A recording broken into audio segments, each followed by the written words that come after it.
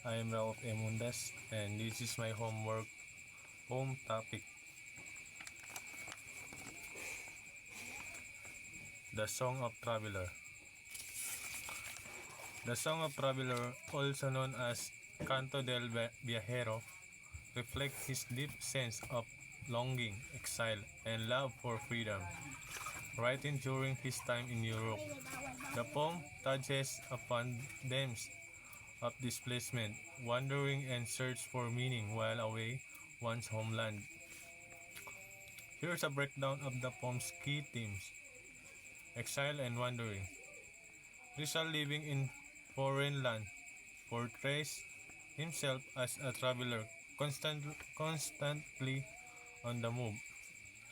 This traveler feels the sorrow of being away from home, yet he continues his journey driven by his ideals and convictions.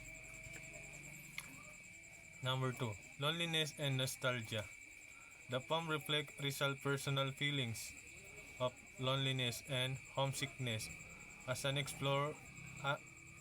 expatriate fighting for his country's freedom. He feels disconnected from his homeland, yearning for the familiar. Then number 3, the search for freedom. There is a sense that traveler's journey is not a physical but also a metaphorical quest for freedom, but for freedom from oppression, tyranny, and colonial rule. Echoing Rizal's advocacy for Philippine independence. Then number 4, patriotism and sacrifice. Though the traveler is far from home, his heart and soul remain attached to his homeland. The poem suggests that the sacrifices made in foreign land and for the greater good of the country. In summary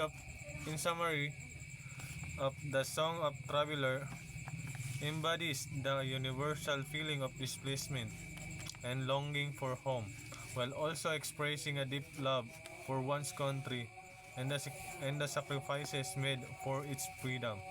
It mirrors Rizal's life as a nationalist and reformist during years of exile.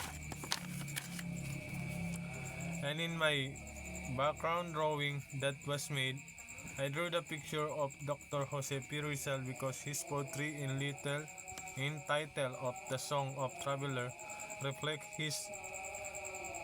him during the times he was away from his country. And I draw Rizal's longing here because he's the most valiant hero of our country. Thank you and wassalam.